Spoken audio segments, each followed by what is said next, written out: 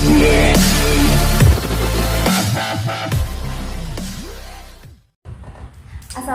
warahmatullahi wabarakatuh, kakak-kakak semua. Selamat datang di YouTube Pantas Taraskut. Hari ini kita mau ngobrol santai bersama Kak Aditya Nur Hidayat. Hai Kak Adit. Hai. Kak Adit apa kabar nih? Alhamdulillah baik. Kak apa sendiri gimana? Alhamdulillah baik Kak. Kemarin ujian lancar Kak? Ya, alhamdulillah sih lancar. Walaupun emang ujiannya online karena kan biasanya kita ujian tatap muka, ujian sekolah di sekolah. Tapi karena pandemi akhirnya kita ujiannya online pakai sekolah. Ya. Kira-kira kakak mau lanjut kuliah atau mau kerja Kak? Untuk planning sih saya udah daftar sepanjang PTKIN. Awalnya mau daftar SN, cuma diskusi lagi sama orang tua katanya janganlah kalau SN, soalnya kan SN itu kan nggak ada pilihan UIN Banten, kan saya mau di UIN Banten, nggak ada pilihan Banten, akhirnya ya udah daftarnya SPAN aja. Terus saya daftar SPAN aja, jurusan pendidikan bahasa. Semoga terima ya Kak ya. Tanggal 12 di pengumuman. Deg-degan nih pasti ya. Amin. Nah, kakak kan kemarin baru demisioner ya di Ambala Patrap ini bulan Desember tahun 2020.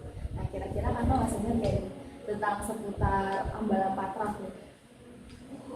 Boleh ya, saya tanya ya kayak kira-kira kakak masih ingat gak nih? Siap. Nah, kira-kira itu ulang tahunnya Ambala Patrap tuh kapan sih Kak? 10 Oktober. Kalau berdirinya 10 Oktober 2020. 2010, maaf, 2020. Aduh. Tanggal cantik ya Kak ya? Ya, 10. Nah, kan di Ambala Patrap ini kan juga ada peraturannya ya Kak ya?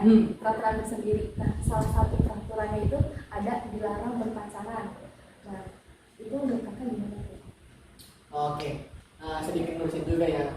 Saya masih ingat nih dikit. Jadi peraturannya itu kan dilarang berpacaran pada saat kegiatan ambalan, bukan pada saat pramuka. Nah, saya setuju dengan peraturan itu karena emang di sebuah organisasi itu kita nggak boleh namanya pacaran satu organisasi gitu ya. Soalnya takutnya dikhawatirkan kalau mereka ada masalah dan konflik pribadi dibawa organisasi, akhirnya nanti nggak datang kan. Iya. Tapi sebenarnya boleh-boleh aja asalkan dia bisa profesional dalam bekerja lah ya, dalam melaksanakan kegiatan. Misalkan dia lagi ada acara apa, tapi terus dia juga lagi ada masalah sama pacar, itu jangan dibawa masalah ke dalam organisasi dalam acara. Jadi biar acara gak berantakan, nanti cuma gara-gara satu orang dua orang acara berantakan kan. Gitu. Yang penting bisa profesional lah. Harus profesional ya. Sebenarnya pacaran boleh di Ambala Patrap, asal harus profesional aja. Betul. Nah, Kak Adit ini kan punya pengalaman nih, ikut pramuka dari SD Ya, sampai SMA. Nah, itu gimana tuh Kak pengalaman kakak? SD, kalau dari SD itu saya ikut pramuka dari kelas 3. Ya, dari kelas 3 gitu ikut siaga. Sebenarnya yang bikin saya waktu pas kelas 3 itu pengen ikut pramuka, waktu itu ya kelas 5-6 itu ikut pramuka yang senang, ada kemah gini kan. Akhirnya wah coba ikut pramuka lah. Karena di SD itu waktu itu kelas 3-4 ada program pramuka wajib untuk kelas 3-4 ikut siaga. Dan saya antusias banget ikut pramuka, dan ternyata emang benar pas ikut pramuka, wah seneng nih, ada banyak kegiatan, ada yang apa kegiatan kayak latihan rutin gitu kan. Tapi selebihnya latihan rutin siaga itu lebih ke bermain sih, banyak kasih tepuk-tepukan gitu, kayak ada tepuk ini tepuk es krim, tepuk sambal gitu kan, terus ada sedang apa gitu. Nah itu sih paling seru pas siaga. Terus transformasi diri ke Penggalang waktu pas kelas 5 masuk Penggalang karena kamu coaching juga kan. Tapi sebelumnya di desa itu nggak ada dewan galang, jadi ibaratnya kalau mau milih anak buat ikut lomba atau ikut kegiatan ya dicomot aja, bergantung bina gitu kan. Waktu itu ikut Penggalang dari kelas 5 SD, dan saya yang paling berkesan di SD ikut lomba RSC Radio Skotiken waktu itu tahun 2013 kalau nggak salah, saya nggak ingat lah, 2 November itu kemah kita 3 hari 2 malam di Batu Numbul. Dulu lapangannya masih bisa buat kemah, sekarang udah ada kebun, kalau nggak salah udah ada kebun jagung. Kenapa sekarang kita ini? Nah, itu dulu ikut lomba kan banyak, tapi kita cuma dapat piala dikit. Untuk yang putra kita menang di paduan suara, nyanyi lagu Himne Satya Dharma Pramuka. Terus untuk yang putri itu cuma dapat sangga terbersih kalau nggak salah terapi gitu. Terus satu lagi pembina terbaik. Nah, untuk RSC itu dia jadi nggak ada juara 1, 2, 3, dia cuma ada juara terbaik, jadi satu doang nih pialanya. Tiap mata lomba cuma satu piala dan kita dapatnya cuma 3 itu. Dan yang putra dapat paduan suara, yang putri dapat sangga terapi terbersih, dan satu lagi pembina terbaik. Itu doang. Tapi berkesan lah. SD namanya juga kan. Ya. Awal-awal ikut SD senang ya. lah. Terus saya masuk MTS 1 Rajib, sekarang udah 1 tahun PSN 1. Saya nggak ikut Dewan Galang juga karena waktu itu mau daftar, tapi kata orang tua jangan, takutnya nanti kamu kekuat fisiknya gitu kan.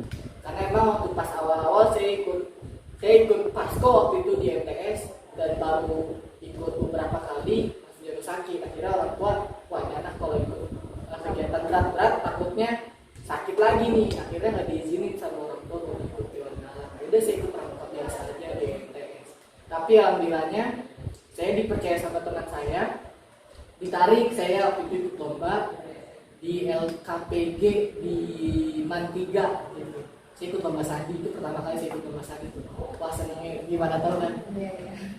Dan alhamdulillah sih, walaupun perbandingan emang nggak sesuai harapan ya. Emang kadang gitu ya, kita lomba sama latihan tuh ekspektasi beda. Kita latihan dapat nilai 100 mulu, dia lomba banget 40, 50. Tapi justru itu yang bikin saya kaget tuh, saya dapat juara 3, alhamdulillah.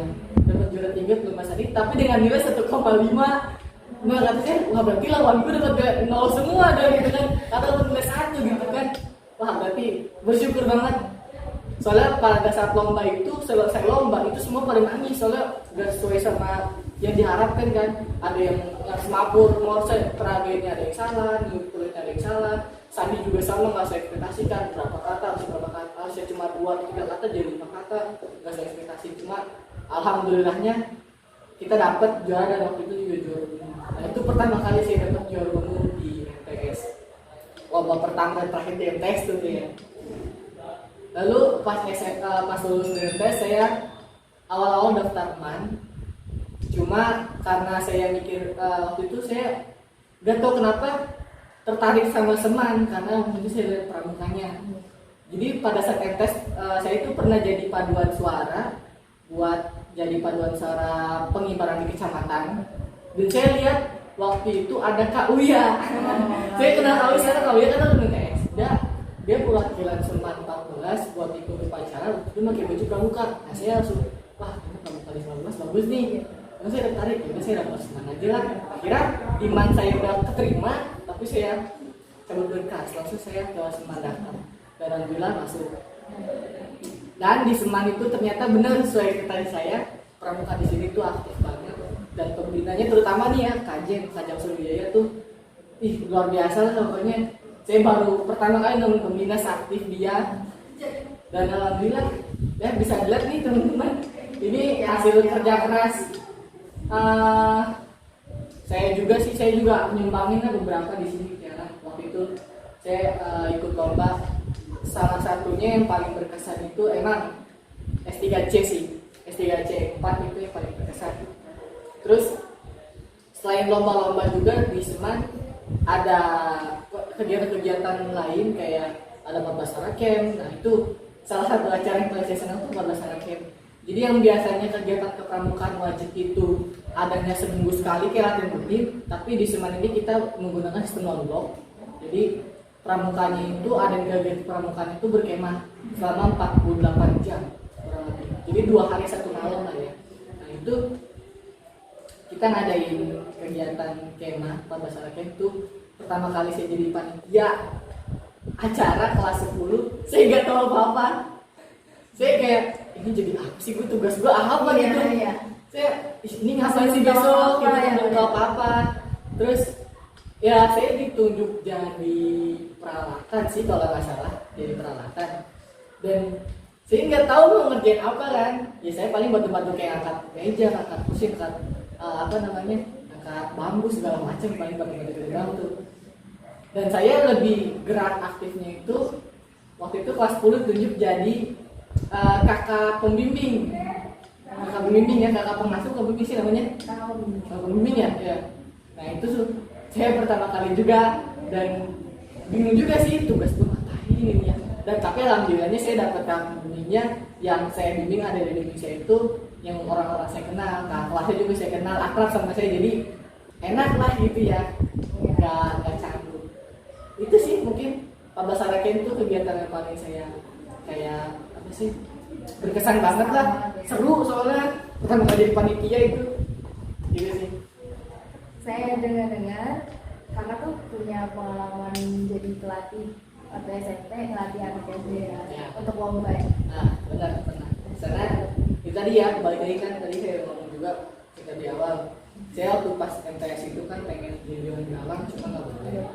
Akhirnya saya bingung nih, saya mikir maksudnya gimana ya, gue kalau pramuka cuma ikut latihan rutin doang kayaknya nggak seru, nggak ada yang seru gitu kan. Akhirnya saya nyari pengalaman, kebetulan mamang saya itu pembina siaga kan di SD, dan saya tarik waktu itu jadi pelatih siaga. Terus pembina, kebetulan kan saya juga alumni di situ ya, alumni Darajat 2, dan pembina pramuka penggalang juga butuh bantuan buat melatih adik-adiknya yang kelas 5, kelas 6 ya. Nah, akhirnya saya ditunjuk juga jadi pelatih buat penggalang. Dan beberapa kali saya waktu itu ikut lomba buat ngelatih anak-anak lomba LKPG. Nah itu juga saya pernah ngelatih LKPG juga buat anak-anak penggalang di SD, dan alhamdulillah itu pertama kali SD saya dapat juara umum. Nah, itu saya senang banget. Ibaratnya gimana ya, gue nggak pernah ikut lomba deh, gue pernah ikut lomba deh tapi gue nggak pernah juara umum, dan gue tiba-tiba ditunjuk jadi pelatih buat ngatain anak SD lomba, dan tiba-tiba juara umum, kayaknya senang banget gitu kan, pertama kali SD gue dapat juara umum gitu. Terus juga saya pernah jadi pelatih juga buat lomba di GLBP kalau salah, Gema Lord Baden Powell, waktu itu yang ngadain Kuaran. Kita emang nggak dapat juara umum, tapi kita dapat jadi di Kuaran itu nggak ada juara umum, adanya cuma peringkat 1, 2, 3, 4 gitu sampai 6 kalau nggak salah. Jadi akumulasi nilai tertinggi itu yang dapat juara umum 1. Nah yang dapat akumulasi tertinggi itu juara 2 gitulah, dan kita dapat juara ke-4 sih aku nggak salah. Dan ya lumayan senang lah ya. Ibaratnya walaupun nggak dapat juara umum tapi masih sesuai ekspektasi lah. Nah, manfaatnya ikut pramuka itu apa sih kak? Banyak manfaat di pramuka, Banyak banget ya. banyak banget. Salah satunya nih ya, saya itu dulu pada saat MTS itu orangnya culun banget. Jujur nih, bener. Saya tuh orangnya culun banget. Saya itu cuma berani ngomong dulu ngajar juga di SD itu saya maksain diri, soalnya orang nggak pernah ngomong depan umum tiba-tiba suruh ngomong depan umum gimana sih? Iya. Ya kan? Pasti malu-malu kan. Cuma saya menyesuaikan, saya paksain, gue bisa lah, masa orang lain bisa, gue kok enggak gitu kan. Ya udah saya paksain aja, dan alhamdulillah dari situ saya belajar kan. Dari situ saya belajar cara public speaking, cara ngomong ke orang itu bagaimana, cara ngejelasin materi orang bagaimana, dan cara bikin orang itu ngerti sama kita orang itu seperti apa gitu. Dari situ saya belajar public speaking dari ngajar. Dan salah satu manfaat lain dari pramuka itu sikap sih. Sikap pemikiran saya semenjak saya ikut pramuka saya berubah drastis. Mungkin dari, tapi kayak saya baru-baru berubah ini pada saat ikut pramuka di SMA. Jadi alhamdulillah saya merasa pada saat saya ikut pramuka di SMA ini sikap saya udah bisa lebih lebih disiplin lagi, terus lebih bertanggung jawab, terus untuk pemikiran saya lebih ke gimana ya? Kalau yang dulu saya MTS SD itu kayak dengerin cemoohan orang atau dengerin ledekan orang, saya langsung kayak nyesek banget gitu. Baper ya? Iya baper. Tapi semenjak SMA langsung, dan ikut pramuka juga langsung kayak apa sih orang ngomong apa, oh enggak alhamdulillah bodo amat di hidup gua, kenapa lu yang ribet gitu kan. Dari SMA, soalnya saya dapat teman-teman di Ambalan itu yang sama orangnya juga pada teman bercanda, pada teman ledek, jadi jadi kayak ya biasa aja gitu, Ya, mau cuma ngomong bercanda apa doang gitu. ya gue gak peduli gitu, lu ngomongin gue kurus jelek apa terserah udah. Pokoknya banyak lah perubahan saya punya figur pramuka, banyak banget manfaatnya. Dan ikut pramuka juga kan organisasi, di sini saya belajar organisasi. Dan jujur kalau mau jujur nih ya, saya jadi ketua OSIS di 19, tanpa ada pramuka saya nggak bakal tahu organisasi seperti apa, jalan organisasi nggak bakal tahu, karena saya lebih banyak dapat ilmu organisasi itu dari pramuka, dari KJM salah satunya ya, karena KJM itu selalu mengajarkan banyak hal mengenai organisasi, kayak cara memimpin seperti apa yang baik gitu. Dan dari situ saya belajar dan saya praktekin di OSIS. Makanya kalau misalnya saya nggak ada pramuka, mungkin ya OSIS nggak bakal kayak gitulah, kamu tahu lah ya. Iya. Gitu. makanya pramuka tuh banyak lah manfaat, asalkan kitanya berusaha. Ya, benar. Suka dukanya ikut pramuka tuh apa ya? Suka duka banyak sih ya, suka duka.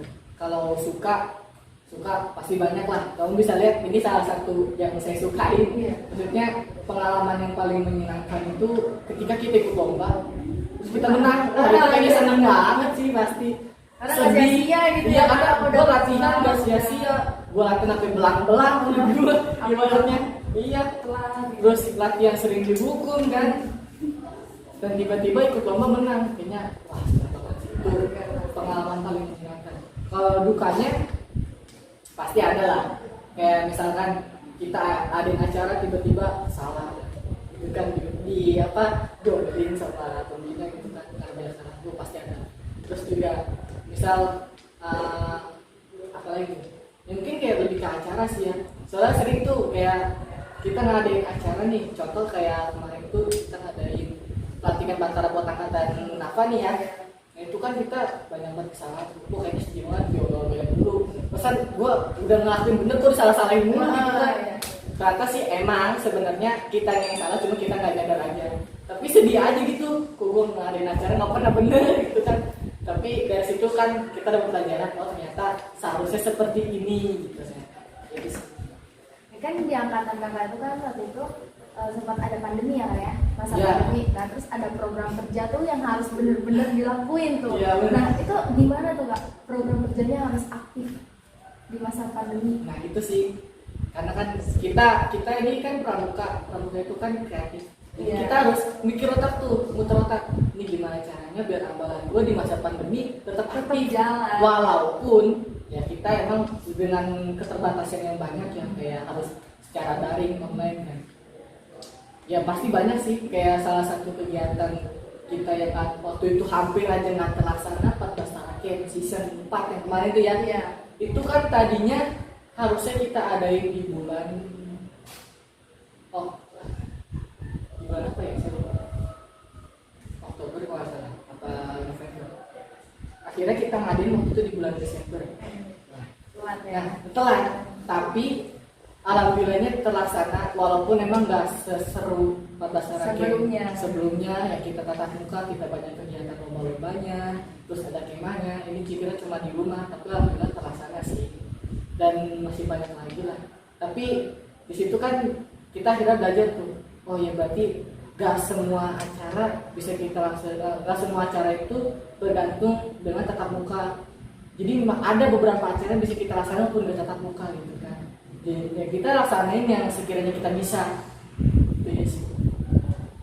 Nah pesan kak ini untuk kakak-kakak anggota pramuka di luar sana yang harus aktif di masa Ya. pandemi itu apa tuh kak? Kira-kira pesannya ini? Pesannya? Ya sih emang pandemi ini kapan gak selesai ya? Iya, kan kita nggak tahu juga udah kan setahun, sampai kapan. udah setahun nggak selesai. Ya kalau pesan dari saya sih tetap semangat ya. Karena tadi balik lagi, pramuka itu banyak manfaatnya. Kalau sekarang kalian mungkin belum dapat manfaatnya, belum dapat impactnya gitu kan, belum dapat manfaat dari pramuka, belum tahu nih manfaatnya apa sih, kok gue kayaknya gak ada perubahan apa-apa. Tapi nanti di masa depan nanti kamu bakal nyadar, ternyata ikut pramuka ada manfaatnya juga buat ini. Karena di pramuka itu kita diajarkan disiplin, diajarkan berorganisasi juga, kepemimpinan dan segala macam itu diajarkan. Apalagi kalau kalian nih yang mau jadi akpol, mau jadi akmil, itu harus ada pengalaman di pramuka lah kalau menurut saya. Karena di pramuka nanti kalian diajarin tuh yang namanya disiplin waktu. Nah itu tuh, Paling karena aku juga udah ngerasain ya, Paham, yang kayak dihitung-hitung gitu. gitu kan. Karena nanti di akpol akmil juga sama seperti itu, bahkan mungkin lebih dari itu. Setidaknya kalau misalkan kalian udah pernah ikut pramuka, kan punya pengalaman, oh gue pernah dihitung-hitung begini, ternyata di sini kepake nih. Nah itulah salah satu manfaat yang gak kalian rasakan. Walaupun kalian disiksa habis-habisan sama purna, sama pembina, tapi justru itu siksaan itu buat kalian lebih baik lagi di masa depan nanti. Jadi jangan anggap apa sih gue dihukum-hukum gini, apa sih manfaatnya gitu kan? Gak ada manfaatnya Iya, perasaan gue ngelakuin bener tapi salah-salahin mulu, Iya, dihukum bener. mulu, suruh puasa, suruh apa. Padahal kalian nggak tahu aja, justru yang seperti itulah yang diharapkan oleh mereka. Maksudnya mereka tuh pengen dengan hukuman yang mereka beri, justru kalian bakal nanti mikir, oh ternyata hukuman itu nggak sia-sia ya. Gue mikir, akhirnya gue ternyata ke depan bakal lebih baik lagi nih, ternyata ini fungsinya gue dihukum gitu kan. Itu sih intinya, satu, semangat terus, jangan pantang menyerah walaupun di masa pandemi, tetap aktif walaupun dengan segala keterbatasan yang ada, kita harus cari kan segala macam, tetap aktif gitu sih. Harus tetap aktif ya, walaupun Intinya itu, merasa soalnya. pandemi juga. Bener. Terima kasih ya untuk Adit udah datang di podcast perdana untuk hari ini ya. Podcast pertama ini ya? Iya, podcast pertama Kak Adit. Narasumber pertama nih yang kita undang di sini ya. Makasih ya Kak ya. Ya, sama-sama. Sekian dari ngosan hari ini. Wassalamualaikum warahmatullahi wabarakatuh. Sampai jumpa di ngosan berikutnya. Bye bye.